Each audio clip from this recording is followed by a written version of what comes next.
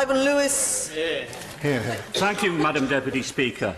I and so many Jews love this country because of its tolerance and sense of fairness.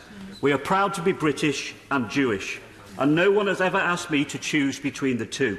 This is how the vast majority of UK Jews felt until recently. Sadly, this is no longer the case. A significant number are deeply anxious and insecure.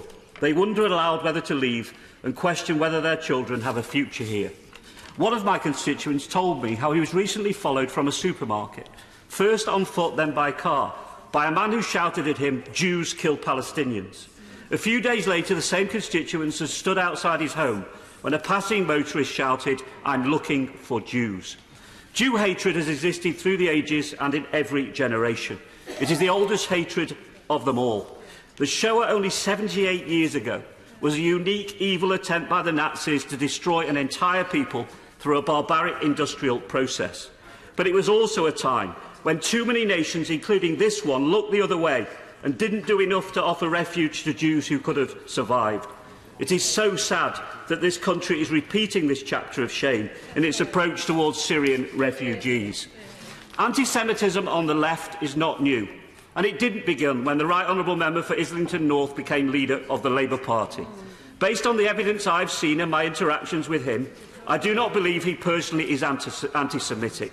However, his leadership has attracted new members whose anti-Semitism is pernicious and exposed long-standing members whose use of anti-Semitic language and imagery is shocking.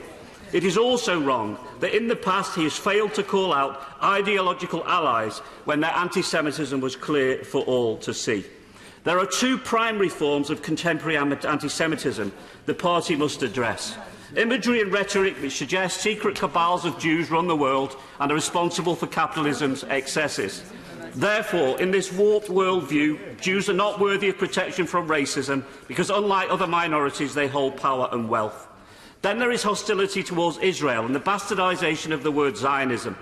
Zionism means the right to self-determination of the Jewish people in their own state. Other than for a small minority, it does not mean expansionism or aggression. The left leads campaigns for the right of many minorities to self-determination around the world. Why are the Jews different? As a proud supporter of Israel, I have always supported a two-state solution, opposed settlement expansion, and criticised the failure of leadership on both sides, which has led to the breakdown of political dialogue and the freezing of the peace process. People of all faith and none have the right to criticise the government of Israel. However, many on the left fail to recognise the legitimate security concerns of a country surrounded by hostile neighbours on every border who seek a one-state solution without Jews. Today, in constituencies up and down the country, too many Labour Jewish members and supporters are being challenged to choose between their political party and their identity. It should never have come to this. I hope the Leader of the Opposition will now reject the false echo chamber of those who tell him the focus on left-wing anti-Semitism is an attempt to silence criticism of Israel or is being used by party critics to undermine him.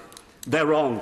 It would be a big mistake not to recognise that on this issue, the Jewish Leadership Council and Board of Deputies speak for a significant majority rather than a vociferous minority. Those Labour MPs who attended the Parliament Square rally deserve support, not condemnation. They rightly chose to identify with a minority group who feel vulnerable and angry. As the mainstream party which, through history, has done the most to fight all forms of racism, it is right Labour be judged to the highest standards. Zero tolerance must mean zero tolerance. Enough is enough. Order.